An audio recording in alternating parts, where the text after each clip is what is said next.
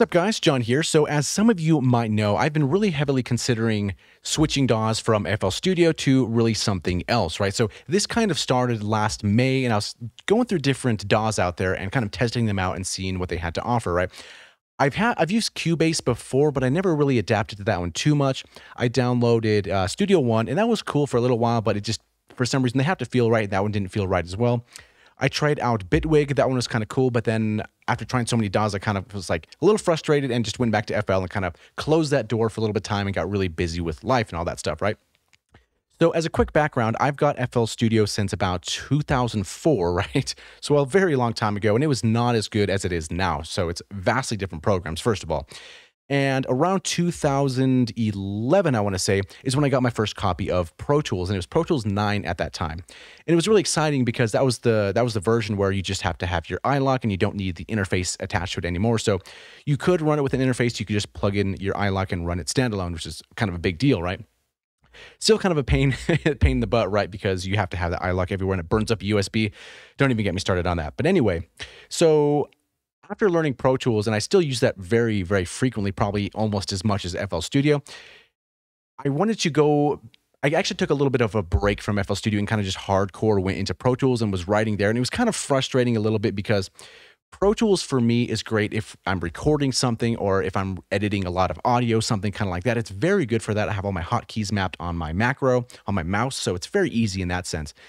But then something about it did not feel creative. It just felt very sterile, and it felt like record stuff in, mix it, and send it out, and that's kind of how I felt, right? So I was like, okay, let me go back to FL, and I relearned all the new stuff, adapted to the new versions, and it was great. So fast forward to where we are now. And there's just a couple things that have always kind of bothered me a little bit is, so the Windows thing, I get people can be irritated how many windows pop up, and I do get that. Sometimes you get a little bit lost in all the windows that pop up, but you kind of get used to that after a while. And the main thing that really I wish would be different in FL is one is the automation, right? So generally automating stuff, as we all know, we can wiggle a knob and then we go up to like the options last tweaked, but then there's a quicker way. If you go to this little knob here, right click that, and then you can go to create automation clip there. So it's a little one step a little bit quicker, but it still feels a little bit longer, right? Those clicks do add up. And then it drops an automation clip and it's kind of attached to the track and it's kind of not. And you can make a selection and do the clips like that. And I do get how you can copy those clips and just duplicate those if you want something really quick, like a side chain or something like that. That's pretty cool. But I became so used to how Pro Tools would do automation where it's on the track itself and you can flip over to the automation line and you start adding your nodes in and so on and so forth. And then you can hide that automation and not have to see it anymore. So that's a really cool thing. And when I found out that in Ableton or Bitwig as well, that you can, whenever you click or adjust a knob, it automatically switches to the automation lane. And that was mind blowing for me because I was so used to this workflow and I didn't know that was out there. And that's something huge for me because automation is a big deal, right? It's something that we use in a lot of stuff. It's that change over time, especially if we're doing sound design or anything like that. So that's kind of one thing that has steered me in the way of Ableton/Bitwig.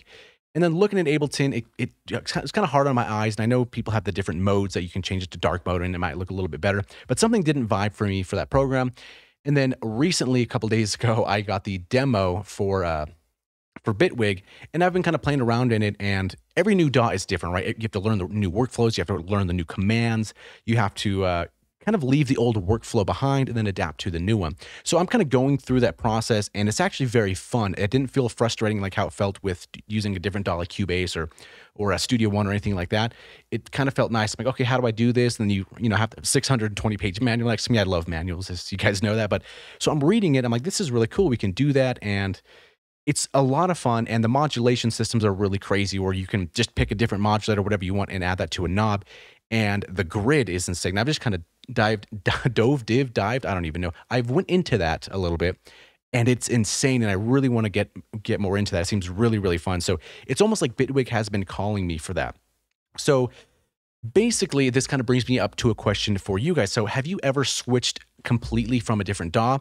And I probably won't go 100% to the other one or to Bitwig. Like I do use stuff in tandem. Like I still use Pro Tools pretty often as I do FL, so I could just add that more in my workflow, just more lean on Bitwig for sound design, maybe recording stuff like that, and use FL for the stuff I like about it. So mainly is the question, first, what made you switch to a different DAW, and which DAW did you switch to? And if you did go to Bitwig and you're a Bitwig user and that's your DAW and you really love it, because people who use Bitwig really, really, really like it. And I'm sure they do because they know all the ins and outs or all the crazy stuff it can do. So if you are a Bitwig user, sell me on it. Tell me what you like about it. Tell me how cool it is, because pump me up a little bit, I guess you could say, because I am very close to pulling the trigger on that one and just kind of nosediving my way into it and really learning that DAW, because it is a lot of fun. It's clean.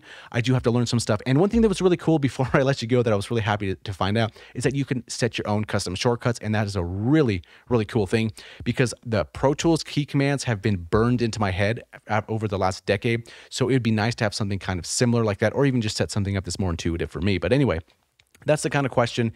Very close to going to Bitwig. So sell me on it. What do you think is cool about it? And yeah, I can't wait to hear what you guys say. Thanks for watching.